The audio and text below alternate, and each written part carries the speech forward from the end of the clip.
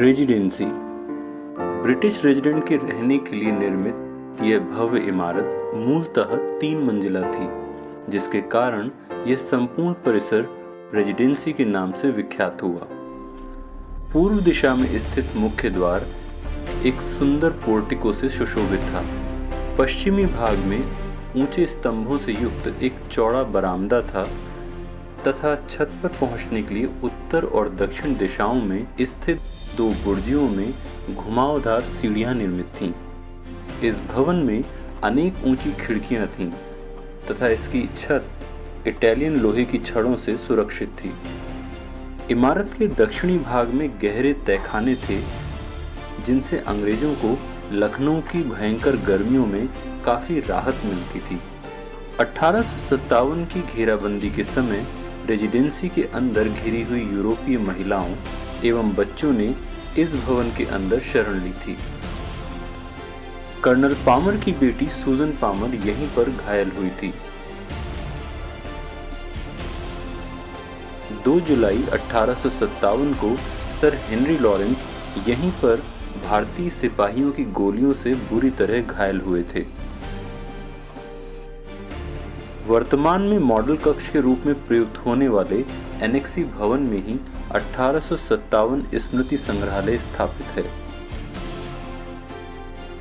इस संग्रहालय में 1857 से पूर्व की स्थिति दर्शाता हुआ रेजिडेंसी परिसर का मॉडल, लिथोग्राफ, उत्खनित वस्तुएं, रेजिडेंसी की घेराबंदी का डायोरामा तथा अन्य संबंधित वस्तुएं प्रदर्शित की गई हैं।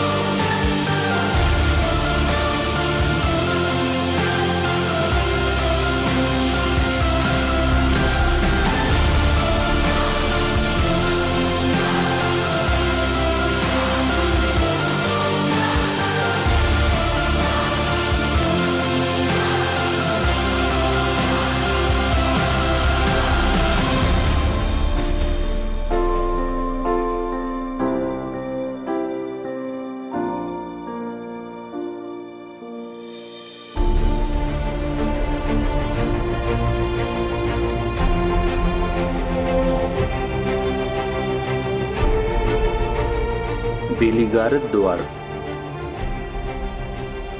बेलीगारद द्वार का निर्माण 19वीं सदी के पूर्वार्ध में नवाब सादत अली खान ने लखनऊ के रेजिडेंट कैप्टन बेली के सम्मान में कराया था। इसलिए यह बेलीगारद या बेलीगार्ड गेट के नाम से प्रसिद्ध हुआ।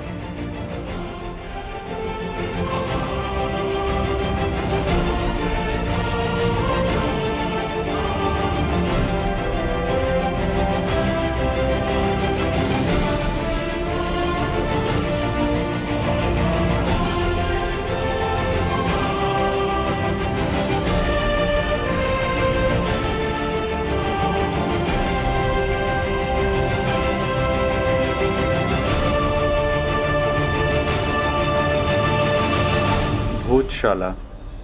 भोजशाला भवन का निर्माण नवाब सादत अली खान ने करवाया था। संपूर्ण परिसर में संभवतः यह सबसे भव्य इमारत थी, जिसके शानदार कक्ष तथा प्रशस्त सभागार कीमती झाड़ फानूसों, आईनों तथा रेशमी दीवान से सुसज्जित थे। यहाँ नवाब के सम्मान में दावतें आयोजित की जाती थीं।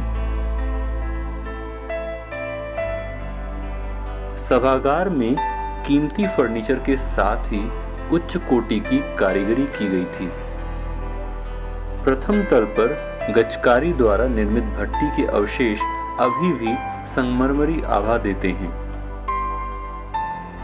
मुख्य प्रवेश मंडप में स्थित क्षतिग्रस्त फव्वारा काले और सफेद संगमरमर की कलात्मक पच्चीकारी का अद्भुत नमूना है।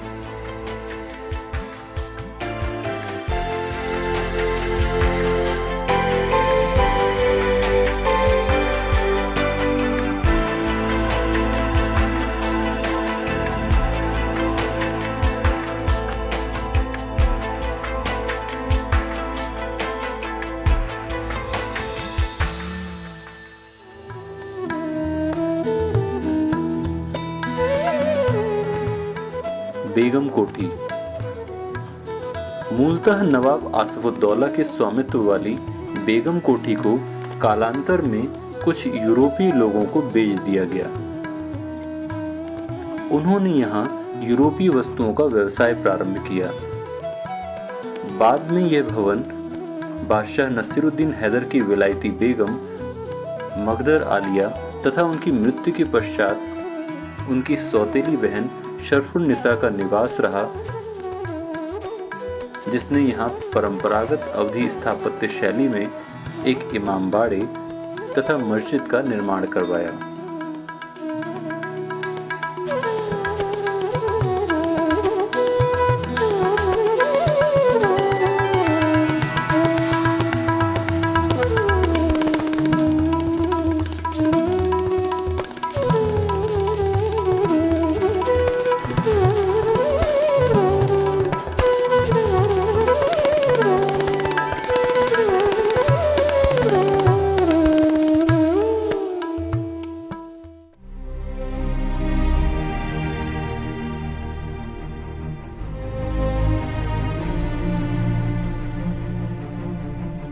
डॉक्टर फेरर का घर।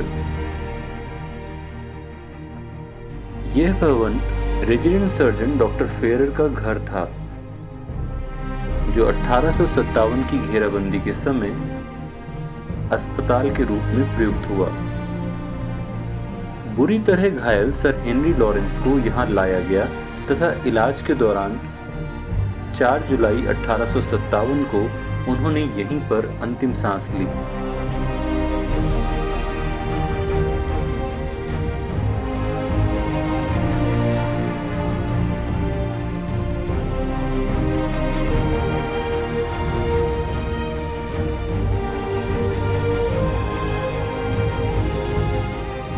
कोषागार। 1851 ईस्वी में 16,897 रुपए की लागत से निर्मित यह एक तलीय भवन सादे दोहरे स्तंभों पर आधारित था। 1857 के स्वतंत्रता संग्राम के समय इस भवन के मध्य भाग को एनफील्ड कारतूस बनाने के कारखाने के रूप में प्रयोग किया गया था।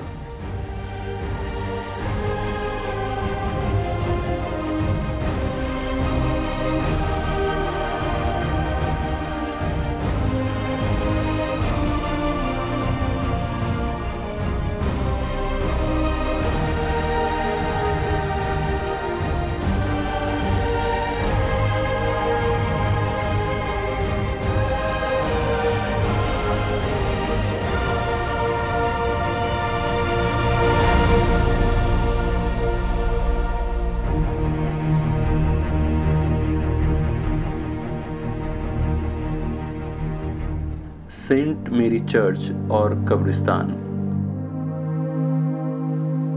इस चर्च को सन 1810 में गोथिक शैली में निर्मित किया गया था, जिसके मात्र 2 से 3 फीट ऊंचे अवशेष ही अब विद्यमान हैं। इसके चारों तरफ एक कब्रिस्तान है, जिसका प्रथम उपयोग 1857 की घेराबंदी के समय ही हुआ।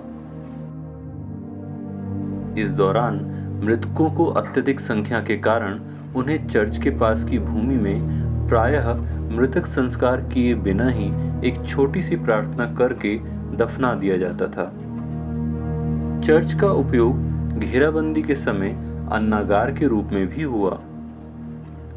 इसके दक्षिण में एक बूचड़खाना, भेड़ घर तथा तत्कालीन वित्त आयुक्त गॉबिन का घर, रैकेट कोर्ट आदि स्थित थे।